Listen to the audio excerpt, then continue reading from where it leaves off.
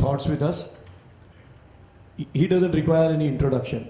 Before that, I would like to apologize for having not mentioned two senior people here who are with us, Shri Tarachand Savla ji and Kusum Savla ji. Big hand of applause to them. Thank you, both of you, coming.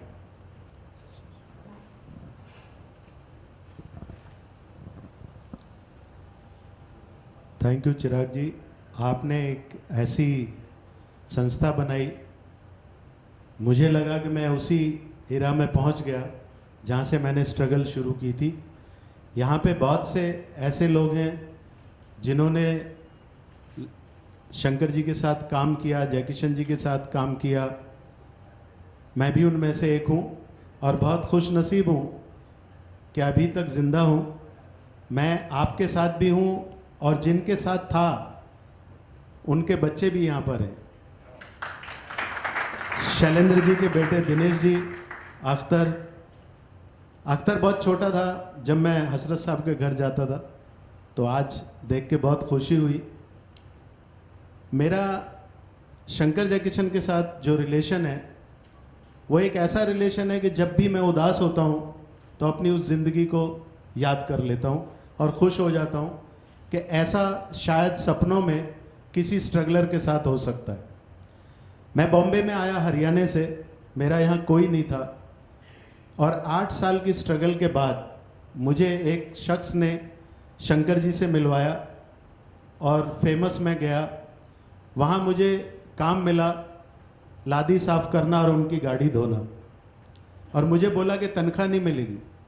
मैंने बोला तनख्वाह नहीं मिलेगी चलेगा, लेकिन मेरा एक ख्वाब था कि मैं इनके गाने जब अपने खेतों में सुनता था, जब वो गाने बजते थे तो मैं सोचता था कि मैं भी एक दिन बॉम्बे जाऊंगा और मेरा भी ऐसे नाम आएगा। अपना नाम खुद ही बोल बोल के सोच लेता था, मैं शंकर जयकिशन के साथ गाने लिखूंगा, लोग मेरे गाने सुनेंगे। शंकर जी के साथ पहली मुलाकात मेरी 17 दिन बाद हुई।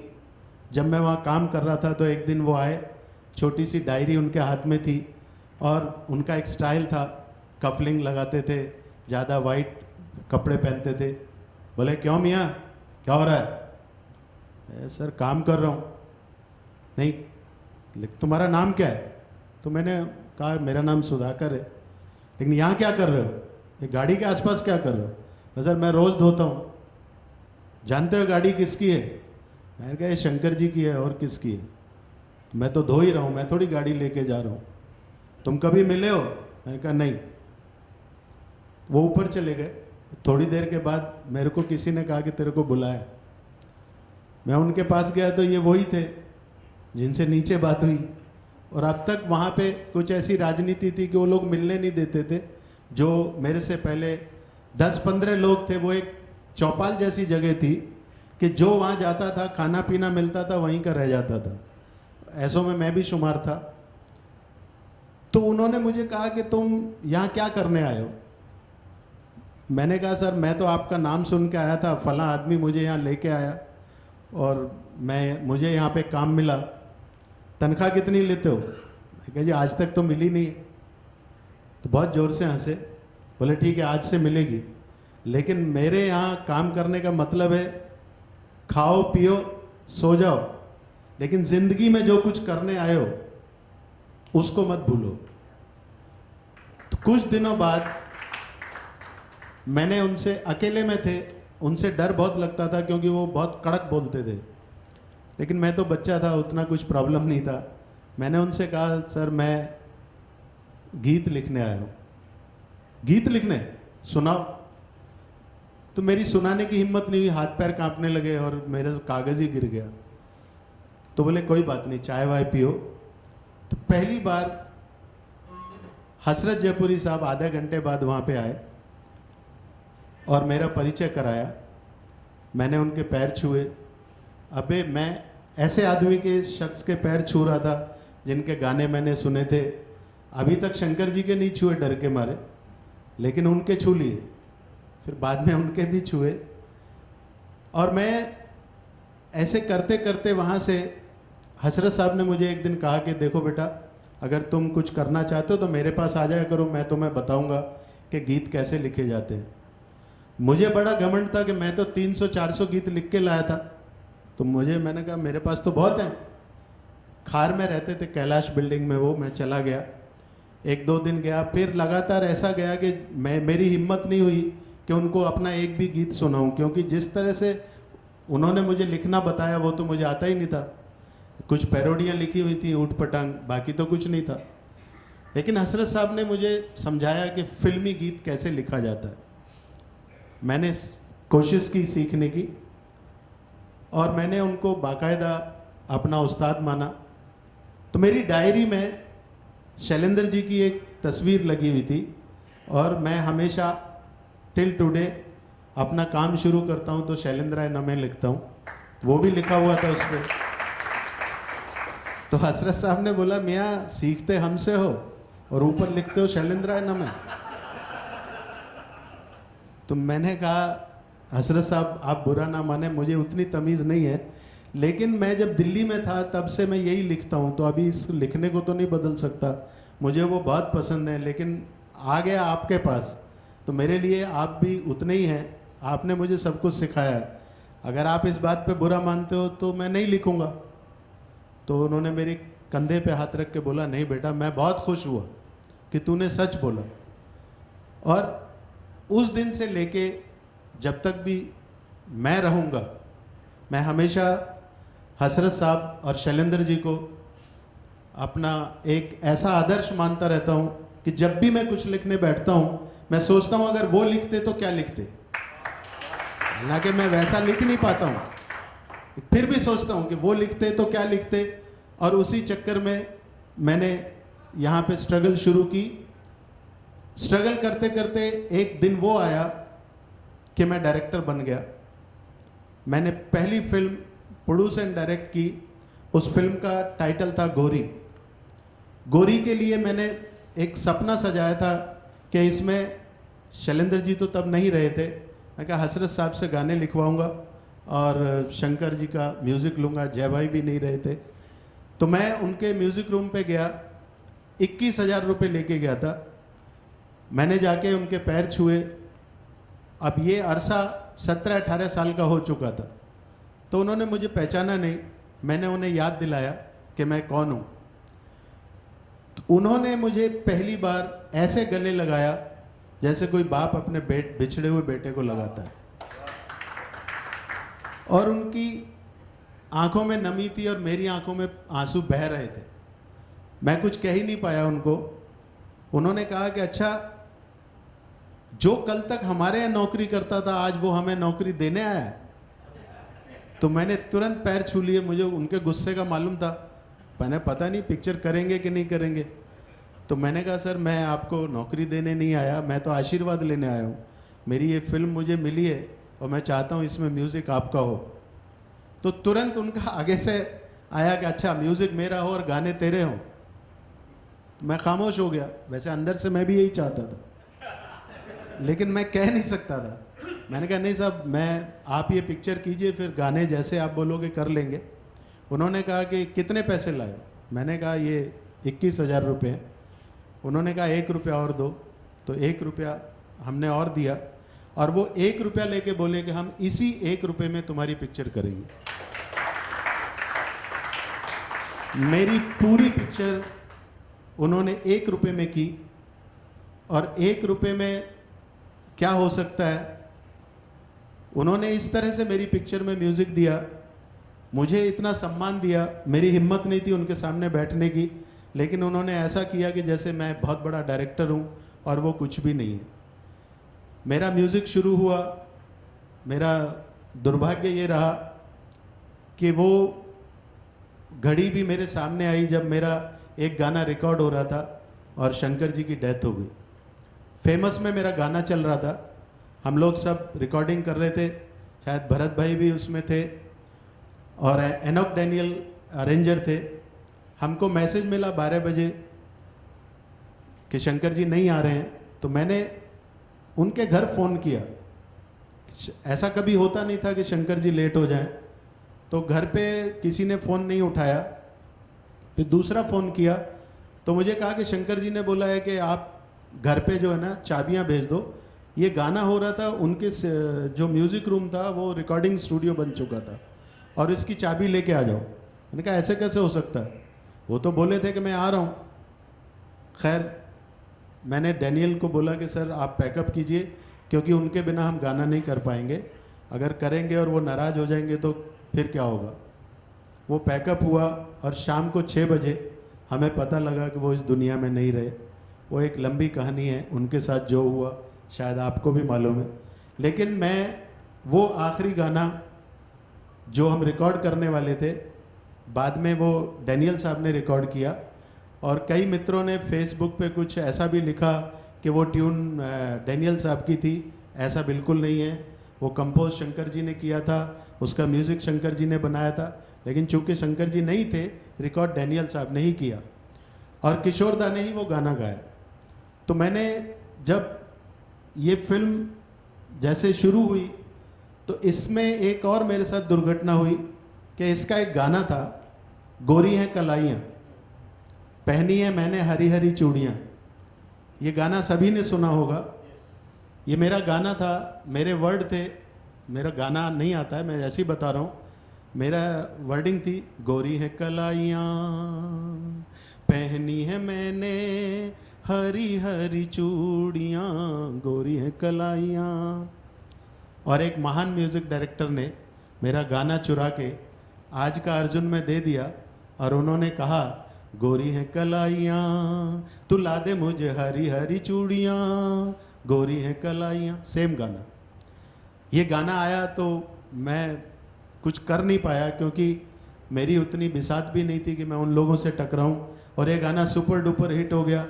और एक फंक्शन में मैं बैठा था जब वो म्यूज़िक डायरेक्टर बेस्ट गाने का अवार्ड ले रहा था। तो ये लाइफ है, चलती रहती है। शंकर जी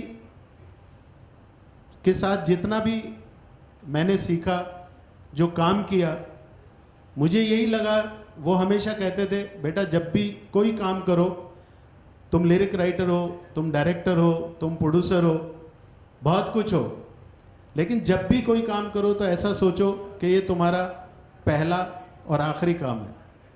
तो मैंने एक दिन उनको बोला सर पहला काम तो समझ में आता है, आखिरी क्यों? तो उन्होंने कहा बेटा आखिरी कब हो जाए ये तो तुमको नहीं मालूम है, लेकिन पहला है, अगर ऐसा तुम्हारे पास रहेगा तो तुम हमेशा अच्छा काम करोगे। तो मैंने उनको कहा सर आपने इतने सब लोग बनाए, इतने प्रोड्यूसर बनाए, आज आप उनके पास जाते क्यों नहीं हो? आप जाएंगे तो वो आपको काम देंगे। तो उन्होंने कहा नहीं, ज़माना बदल गया, अब लोगों को शंकर जयकिशन जैसा काम चाहिए, शंकर जयकिशन नहीं चाहिए। तो मैं अगर वहाँ जाऊँ और कोई मुझे काम ना दे और मैं बाहर बैठा रहूँ, ये मुझसे बर्दाश्त नहीं होगा। जो है वो अच्छा है। और कुछ दिनों बाद उनको एक फिल्म मिली सन्यासी। सन्यासी जब उनको मिली तो बहुत खुश थे, और उन्होंने अपनी पूरी टीम जमा कर ली। उसमें लता जी भी थी, और उसमें उनके अरेंजर थे सबस्टन जी। ये सब जमा होने के बाद जो उन्होंने काम किया, आपको मालूम है वो फिल्म फेयर तक गए, और उन्होंने ये साबित किया कि मैं अभी भी काम कर सकता हूँ, अच्छा काम कर सकता हूँ। लास्ट जब मेरी फिल्म थी तो मैंने उनको बोला मुझे आपका एक गाना बहुत पसंद है, अगर आप चाहें तो एज इट इज़ ट्यून दे सकते हो। तो उन्होंने बोला ऐसा कैसे होगा, मैं ट्यून बनाना थोड़ी भूल गया हूँ, तू वैसा गाना लिख, मैं ट्यून अलग बनाऊंगा। 3-4 दिन हो गए, मेरे को बोले कि क्या हुआ, गाना लिखा? मैं सर ये संभव नहीं है। बोले क्यों? मैं कहा मेरे को वैसा गाना लिखा नहीं जा रहा, तो मैं क्या करूं? तो उन्होंने कहा कि तुम ऐसा करो, मैं ट्यून बनाता हूं उसके बाद गाना लिखो। मैं और फंस गया, मैंने कहा ये तो वैसे ही नहीं लिखा जा रहा, अब ये ट्यून बना देंगे तो फिर कैसे लिखूंगा? तो मैं हसरत साहब के घर गया और कहा कि सर मैं आज फंस गया, ऐसे ऐसे बात हो गई। मैंने उनको बोला तो उन्होंने एक ट्यून जो है ना मेरे सामने रख दी और बोले कि इसके ऊपर गाना लिखो। तो हसरत साहब ने कहा बेटा क्या बात है, वो तो हमने भी बहुत गाने लिखे हैं। तो मैंने कहा आप ऐसा करो ना, आप ही लिख दो ये गाना। तो मेरे लिए बड़ी बात हो जाएगी, ऐसे नाम आएगा हसरत जयपुरी सुधाकर शर्मा। तो बोले क्यों, मैं क्यों लिख दूं? मैंने कहा मेरा अच्छा हो जाएगा, मैं तो लिख नहीं पाऊंगा। तो उन्होंने कहा नहीं, मैं बताता हूं कैसे लिखना है, लेकिन लिखना तुमको ही पड़ेगा। आज मैं लिखूंगा, कल कौन लिखेगा? तो उन्होंने उस गाने में मुझे समझाया कि कैसे ट्यून पे गाना लिखा जाता है, ट्यून को कैसे तोड़ के उसका मीटर बनाया जाता है, कैसे उस पर गाना लिखा जाता है। तो मैंने वो गाना लिखा और वो गाना कविता कृष्णमूर्ति की आवाज़ में रिकॉर्ड हुआ। शंकर जी के साथ इतनी यादें हैं कि जब आज के म्यूज़िक डायरेक्टरों के साथ हम काम करते हैं तो हमें ऐसा लगता है कि ये म्यूज़िक डायरेक्टर साज से घबरा रहे हैं कि इसको बजाएं कैसे, लेकिन उनसे साज घबराता था कि आज पता नहीं क्या बजा देगा, कोई भरोसा नहीं। जब भी वो ट्यून बनाते थे तो हम लोग, जैसे बहुत से म्यूज़िक डायरेक्टर हैं, कुछ बजाते रहेंगे, फिर उनको कुछ याद आएगा, सबका अपना अपना स्टाइल है। लेकिन उनका स्टाइल बहुत गजब था। बाजे के सामने खड़े हुए, कभी बैठ के भी नहीं बनाते थे, ऐसे खड़े रहे और ऐसे किया, एक दो के बाद जहाँ से उनका हाथ पड़ा वहाँ से ट्यून चालू। और गाना अगर भूल गए तो बीच में अपना काम चालू, कुछ भी बोलना शुरू कर देंगे बहुत रिदम में, और उसके बाद बोलेंगे कि इसको ठीक करो। एक ऐसी यादगार घटना है कि मेरा गाना रिकॉर्ड हो रहा था उनके साथ, और गाना था दुल्हन सेज है फूलों की, दहेज गमों के खार, दूल्हे का दहेज है जीवन में, दुल्हन का सच्चा प्यार। उसमें एक लाइन थी, चुटकी भर सिंदूर के बदले छोड़ चली घर बार। तो मन्ना दा ने बोला कि शंकर जी ये कोई शैलेंद्र का लिखा हुआ गाना तो नहीं है पुराना? ये मेरे लिए एक सबसे बड़ा कॉम्प्लीमेंट था कि इतना बड़ा सिंगर इतने बड़े राइटर के गाने को याद कर रहा है। मैंने मन ही मन में सोचा कि अगर ये ऐसा समझ रहे हैं तो शायद मेरी ज़िंदगी संवर जाएगी, क्योंकि गाना तो मैंने ही लिखा है। तो शंकर जी ने बोला नहीं नहीं, ये बच्चे ने गाना लिखा, भाई ये बहुत अच्छा लिखता है। तो उन्होंने कहा ठीक है। गाने को उन्होंने दोबारा फिर सुना, रिकॉर्डिंग के बाद सुना। मेरे को बोले कि ये लाइन तूने कैसे लिखी, चुटकी भर सिंदूर के बदले छोड़ चली घर बार। तो मैंने कहा सर, मैंने बस ऐसे ही सोचा कि अगर इस बात को शैलेंद्र जी कहते तो कैसे कहते, वो तो पता नहीं कैसे कहते, और भी अच्छा कह सकते थे, लेकिन मैंने ऐसे कह दिया। तो बोले मेरा घर देखा है आपने? मैंने देखा है। तो घर बुलाया और एक शैलेंद्र जी का मुझे फ़ोटो दिया जो आज भी मेरे घर पे लगा हुआ है। कहा कि मेरे पास उनकी बहुत खूबसूरत तस्वीर है, ये ले जाओ। तो जैसे उनकी जोड़ी थी हसरत शैलेंद्र की, ऐसे ही मैंने दोनों के फ़ोटो अपने घर में भगवान की तरह लगा दिए, साथ में शंकर जयकिशन के। और मैं पूजा करना हो सकता है किसी दिन भूल जाऊं, लेकिन इन चारों को कभी नहीं भूलता और लाइफ में कभी नहीं भूलूंगा। किशोर दा के पास मैंने 17 साल काम किया। उनको एक गाने के लिए मैं बुलाने गया, जो लास्ट गाना मैं बता रहा हूँ। तो उन्होंने कहा कि नहीं नहीं यार, मैं ये गाना नहीं गाऊंगा। मैं, दादा आप नहीं गाएंगे मतलब? बोले नहीं, जो भी मेरा असिस्टेंट बनता है ना, वो एक गाना मेरे से गवाता है और प्रोड्यूसर को बोलता होगा कि किशोर तो मेरी मुट्ठी में, मैं बोलूँगा वो गा देगा। मैं, नहीं दादा मैंने ऐसा नहीं बोला। नहीं नहीं, तूने ऐसा ही बोला होगा, मैं ये गाना नहीं गाऊंगा। मैंने कहा ठीक है। तो मैं जब जाने लगा तो बोले म्यूज़िक डायरेक्टर कौन है? तो मैंने कहा शंकर जी। शंकर जी? हाँ गाऊंगा। मैंने कहा ठीक है।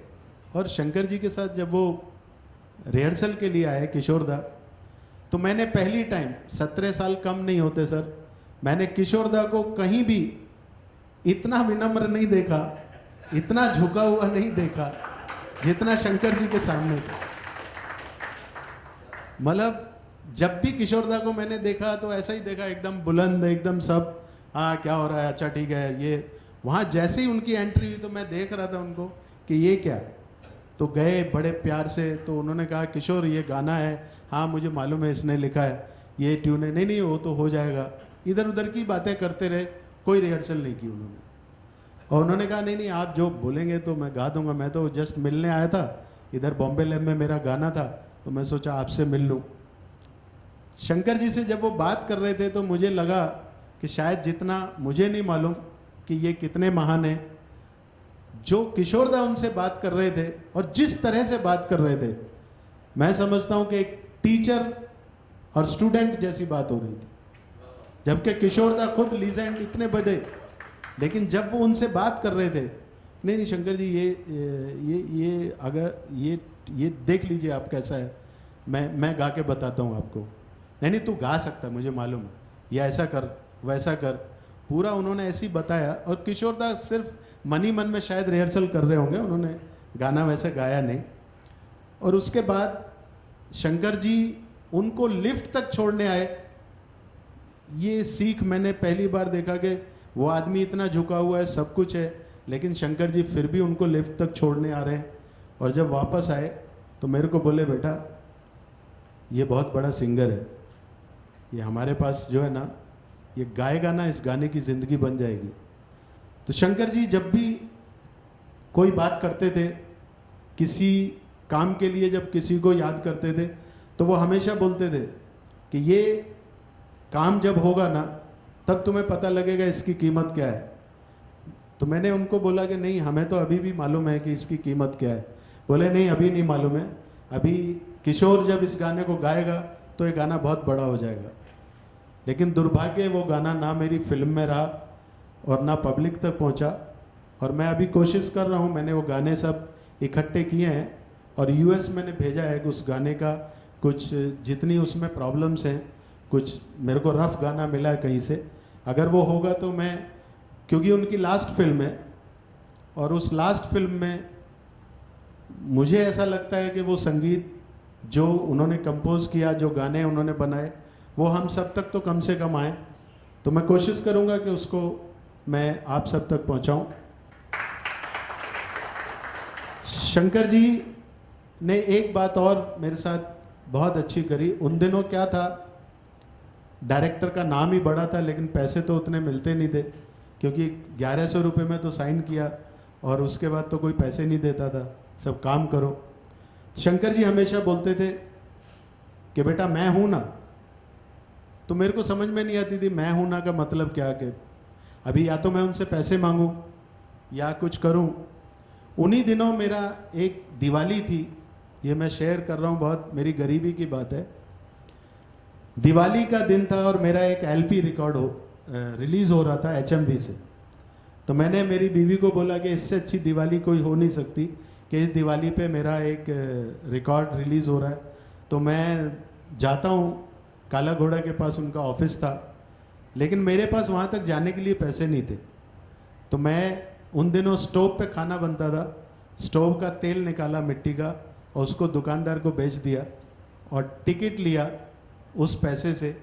और मैं वहाँ से बांद्रा से ट्रेन पकड़ के वहाँ पहुँचा और उनके ऑफिस में दुबे जी शायद होते थे मैनेजर, हाँ उनके पास मैं गया और उन्होंने बोला नहीं नहीं हम ऐसे कैसे आपको दे देंगे, इसके तो पैसे लगते हैं। लेकिन मेरे पास उतने पैसे नहीं थे, मेरे पास रिटर्न टिकट ही थी। तो मैंने कहा सर मैं सुधाकर शर्मा हूँ, मैंने गाना लिखा है, मेरा नाम है इस पर। अब हुआ यूँ कि बड़े एक राइटर और थे मेरे साथ, उनका फ़ोटो था मेरा नहीं था, मेरा कौन फ़ोटो लगाता। तो मैंने कहा सर मेरा फ़ोटो नहीं लगा है, गाना तो मेरा नाम है। बोले नहीं नहीं हम नहीं देंगे, आप जाइए आप मार्केट से ख़रीदिए। तो मैं ऐसे सीढ़ियाँ उतर के जो है ना, शायद पहली बार तो नहीं कहूँगा, 2-4 बार रोया, स्ट्रगलर रोते ही रहते हैं। लेकिन उस टाइम मैं दिवाली पे मेरे आंसू आ गए और मैं सोचा कि यार क्या फ़ायदा काम करके। देखा एक बड़ी गाड़ी में से शंकर जी उतरे और उन्होंने देखा तू यहाँ क्या कर रहा है। तो मैं एकदम से आंसू आ गए। मैंने बोला मैं आया था मेरा रिकॉर्ड लेने के लिए और ये लोग मेरे को दे नहीं रहे। बोले काय का रिकॉर्ड। मैंने कहा मैंने इससे पहले एक आपके साथ जो काम किया उससे पहले भी एक फिल्म मैंने की थी, लेकिन उसका अभी रिलीज़ हुआ है। बोले चल मेरे साथ। वो लेके मेरे को ऊपर गए, दुबे ये सुधाकर शर्मा है, इसको 4 रिकॉर्ड LP दे दे। मैं बोल रहा हूँ और वो सब ऐसे, पूरी कंपनी ऐसे तहल, मतलब सब हलचल ऐसे हो गई जैसे यहाँ पता नहीं कौन आ गया। और मुझे 4 LP का एक पैकेट उन्होंने दे दिया। जो शंकर जी से मैंने लिया वो भी मैंने फ्रेम करा के, बजाता नहीं हूँ, खाली फ्रेम करा के रख दिया मैंने, क्योंकि एक तो लाइफ का पहला और वो शंकर जी ने मुझे दिलाया। तो आज जो कुछ भी मैं हूँ और जहाँ तक पहुँचा हूँ उसमें शंकर जयकिशन के शंकर जी, हसरत जयपुरी साहब, इनका इतना हाथ है कि मैं इनका कर्जा तो शायद नहीं चुका पाऊंगा, लेकिन हाँ, मेरी ज़िंदगी की जितनी रोटियां हैं सिर्फ इनसे इंस्पायर होके ही मैं खाता जरूर रहूंगा। धन्यवाद।